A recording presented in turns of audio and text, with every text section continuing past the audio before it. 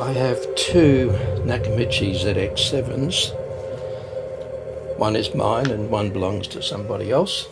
And they both have kits to replace the polyprop capacitors, plus a couple of others in this kit. And this kit has the little table from a fairly common eBayer. 28 capacitors in each unit, and to make life easier, I've gone through and I identified where they are on each board. There's 2 on the switchboard, 14 on the Dolby noise reduction board, and 12 on the main board, which is this one here. That's the switchboard, and the Dolby board is this one here, the one that is underneath and folds down. Relatively okay to get to, however, unfortunately, there's a few on the main board which are underneath the switchboard, and a couple on the switchboard, as I said. So unfortunately it means I have to take off the front cover and remove the switchboard to be able to get at all of those. So that'll be my task. Do that on both of them. I'll make this short, so I'll do that, change all the capacitors, and what I'll come back with is just a summary of what capacitors went faulty, what were out of tolerance, basically to see what the condition of the old orange capacitors was really like. I won't bother you or bore you with the details of me soldering and unscrewing and everything and whatever. It's pretty pointless. It's pretty boring. So I'll get back to you when I've done them both. See you shortly. With the magic of editing, it'll be like, I might briefly add that this one being mine, it had a fault with the bias oscillator in a previous video, and I temporarily put in these capacitors, so they're amongst the ones that will be replaced with this kit of parts. Well, now onto the second ZX7, and I've taken the front cover off so that I can remove the switch PCB, and there's 2 orange caps on that, and I'll start with that. So I'll carry on and do them all. Unfortunately, some of the caps are really hard to get to, and I have to sort of loosen a couple of boards down under here so that I can move it out of the way to get into these capacitors just here. So, and of course having to remove this board here to be able to gain access to here. And there's also some other caps on this main board as well, which are just here, so you really do have to move this out of the way. It takes many hours to do, but I've done one machine now, so hopefully this one won't take as long. Right. Okay, so now the final results. These are the 2 ZX7s. This one's mine and this one belongs to somebody else. I've replaced the polyprop capacitors in both of them, all 28 in each, and the basic results are these. Mine, basically all the orange caps were fine, except for the one that I replaced a while back when I repaired the bias oscillator. So I knew that was faulty, and I'd already temporarily replaced it. Anyway, now it's properly replaced with a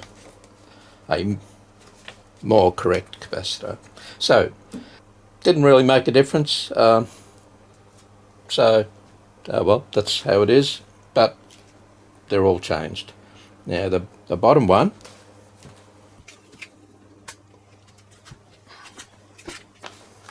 right, this one is slightly later serial numbered, so I don't know, maybe 6 months or a year younger, don't know.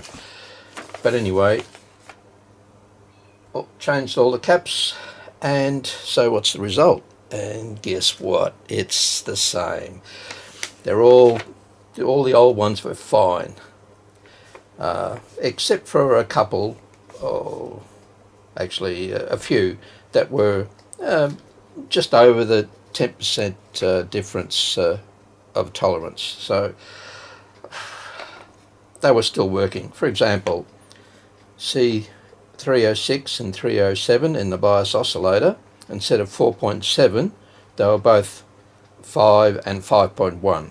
So they were going up in value, which is not necessarily a good thing. And two other capacitors that were meant to be 1.8, and they were 2 nanofarad, C182, C282. But all the rest were certainly within 10%. So, was it worth it? In the current state of affairs, no. However, as we know, perhaps another 5-10 years, it could be a different thing. And as with the 1000 ZXL, of all of those capacitors, almost half of them were rubbish. They'd either shorted or gone wildly out of spec. So, given time, they would have all eventually started to give trouble. But in the present state, both of the ZX7s really didn't need for the orange caps to be replaced. It's a future-proofing thing. Each of them took about a day to do. You have to basically dismantle so much. I had to loosen the bottom board, power board, I guess. I had to take out the front cover, had to take out this switchboard, had to take off this little shield cover, and of course getting into them with my big fat fingers was not easy. But I took my time, and as I say, it took approximately a day's work for each. So be prepared to sit down and take your time. To do it correctly and properly, I don't see how you can do it any faster.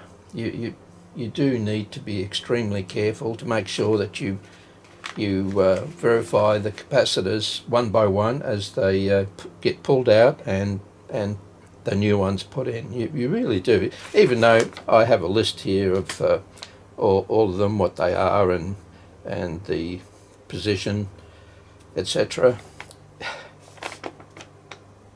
It is all too easy to get one wrong. Like, in fact, I did that with the 1000 ZXL.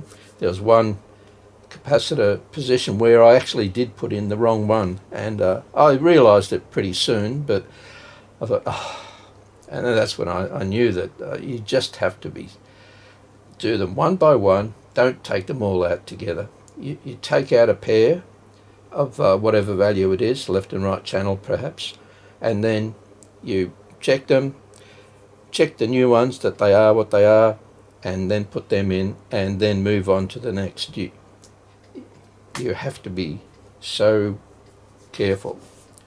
Anyway, that's about the gist of it. So they're now fully changed, and I dare say will give good service for many a year to come. Of course, the other thing is the electrolytic capacitors. Yeah, look, not sure what to say about those.